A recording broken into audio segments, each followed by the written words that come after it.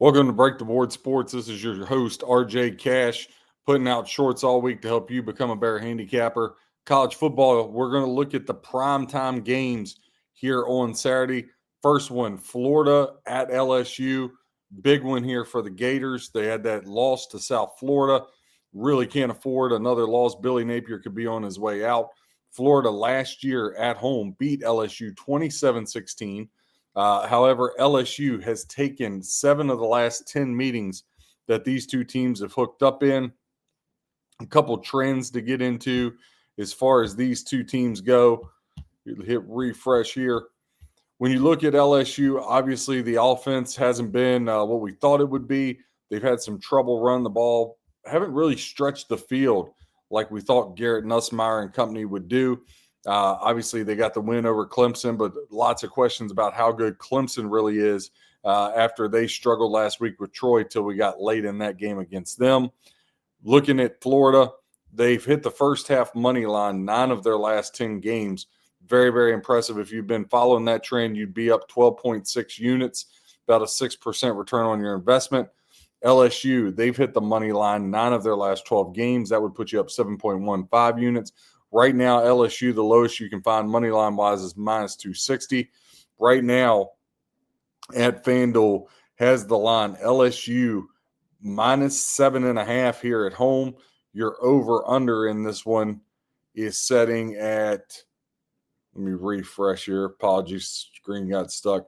LSU over under setting at 47.5. Right now, as far as bets and handle go, LSU and Florida, LSU taking the bulk of the money, 77% of the tickets, 60% of the handle. However, 23% of tickets to Florida, but they're almost to 40% of the handle. That over under a 47.5, 57% of the bets to the over, 43% to the under.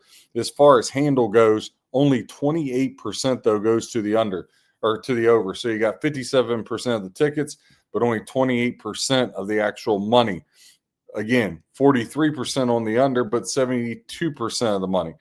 Under is the way to look here. I know 47.5 seems like a short number, but Florida is going to have to play a really, really clean defensive game to even hang around in this one. I don't see Lagway being able to move and matriculate the ball enough against this LSU defense.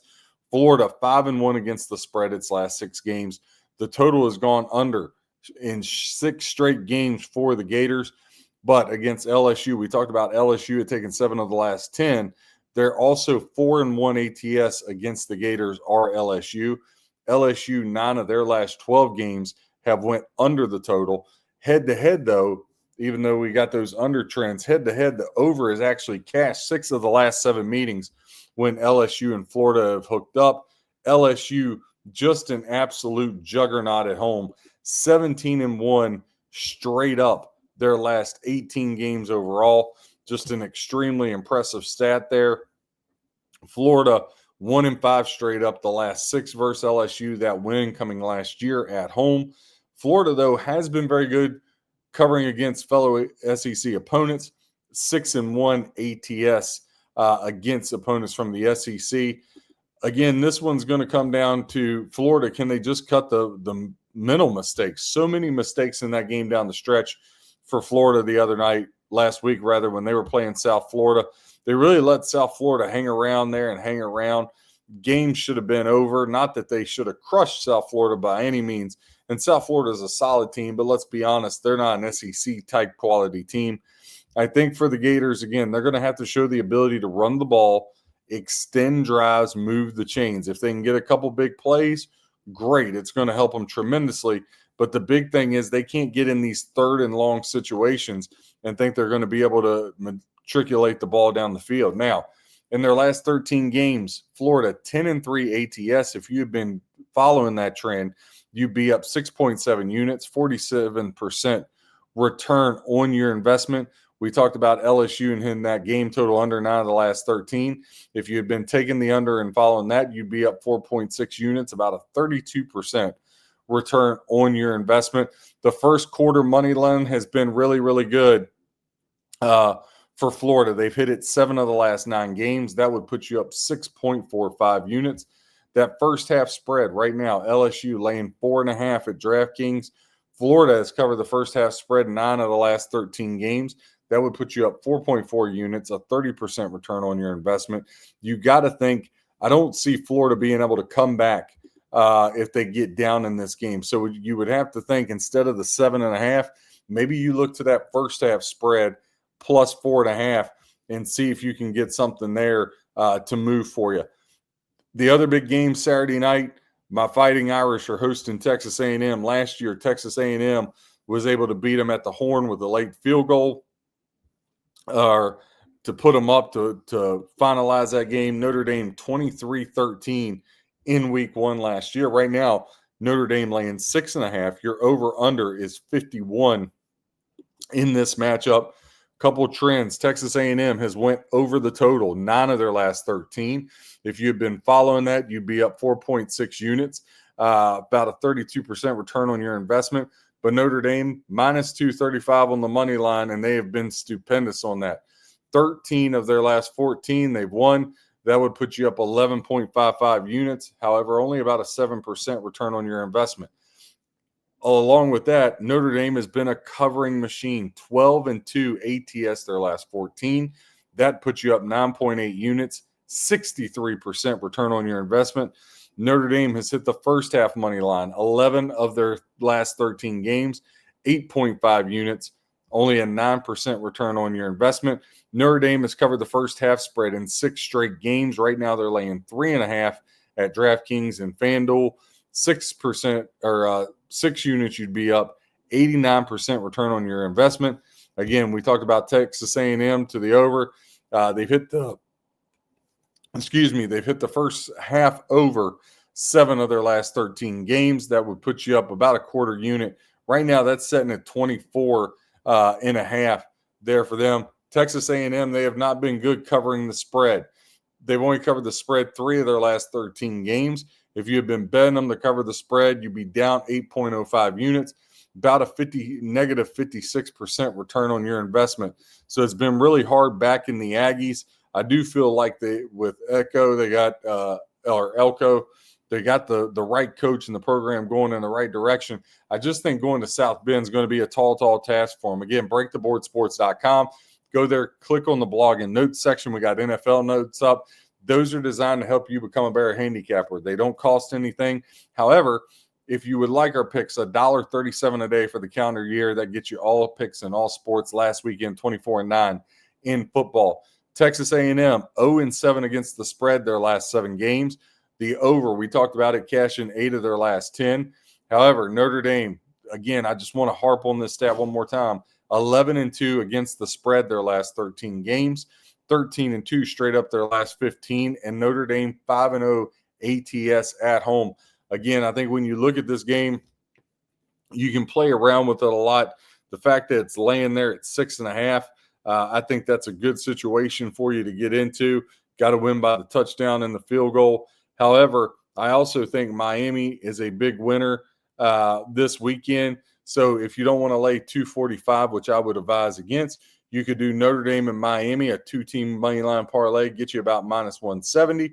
And if you wanted to throw in there, again, I have a hard time believing LSU is going to drop 2 in a row to Florida here. You could do LSU, Notre Dame, and Miami, get you 3 home teams just to win, all of them big favorites. That would pay you out plus $1.20 on that one.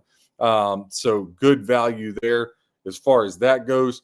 Couple other games in the nighttime slot. I know we have those big ones, but first, let's look at the splits for Texas A&M and Notre Dame. Notre Dame taking 58% of the bets, 63% of the handle, compared to Texas A&M, just 42% of bets, 37% of handle. When you look at that over/under 50.5, 58% of bets and 62% to the over. 9 times out of 10, every game you look at, people are going to be hopping on the over. People just love overs. They love points. But I think this is a real defensive slugfest. CJ Carr started to come around there against Miami late in the game. But obviously with Jeremiah Love, Notre Dame wants to keep the ball on the ground, grind it out, and play really, really good defense against with what they have as one of the top 5 defenses in the country there at Notre Dame. A couple others just to run through right now. We'll just go through the lines and the splits. here in the late window. These are PM games. Got Arkansas at Ole Miss. Ole Miss laying 6.5. Ole Miss taking 70% of the tickets. Arkansas taking 30% of the tickets. However, Arkansas's got 57% of the handle compared to 43% for Ole Miss. That just shows me it's a pros versus Joes. Joes are on Ole Miss. The pros are on Arkansas. Virginia Tech, this line just keeps dropping like a rock. I know everybody's all over Old Dominion because we act like that win 3 years ago happened yesterday. This Virginia Tech team's different. I know they let it slip away against South Carolina. I know they had the big lead that they squandered away against Vanderbilt. Old Dominion is not Vanderbilt and they're not South Carolina, right? Virginia Tech's got big physical receivers. I like what they got going on at the quarterback position. They're the better team. Heck, right now you could put Virginia Tech and just Notre Dame, just those two. I think Virginia Tech gets the win, but this one's all the way down to 5.5. 75% of tickets to Virginia Tech, 25% to Old Dominion. The money's about even, though, when you look at those two teams. A couple other ones. Speaking of Vanderbilt and South Carolina, the two teams that beat Virginia Tech, they hook up. They're in Columbia. South Carolina laying 3 to Vanderbilt. South Carolina, 75% of tickets compared to 25% for Vanderbilt. Handle, 47% Vanderbilt's way, 53% South Carolina's way. Your over-under sets at 48.5 with overwhelming ticket count and handle going the way of the over, like we just talked about. Public loves overs. 83% of tickets go to the over in that Vanderbilt-South Carolina game and 78% of the handle. We'll see if Duke can bounce back. They were very competitive against Illinois. They head to Tulane. This one opened up a 3.5-point favorite for the Green Wave of Tulane. It's down to 1.5. Bets about split, 55% Tulane, 45% Duke, but 72% of the handle to Duke, 28% to Tulane. And one last one, can Arizona State climb back after that just crushing meltdown they had against Mississippi State? They'll be laying 17.5 as Texas State rolls into town. Again, breaktheboardsports.com. Have shorts here for you all the week. We got NFL short coming out later today for the 1 p.m. games. Tonight, we'll have them coming out for the afternoon games. Again, these are just quick hitter betting notes. Betting notes are up on the site. Just click on those. Those help you become a better handicapper. That's what we're all about here at breaktheboardsports.com. Again, God bless and happy handicapping.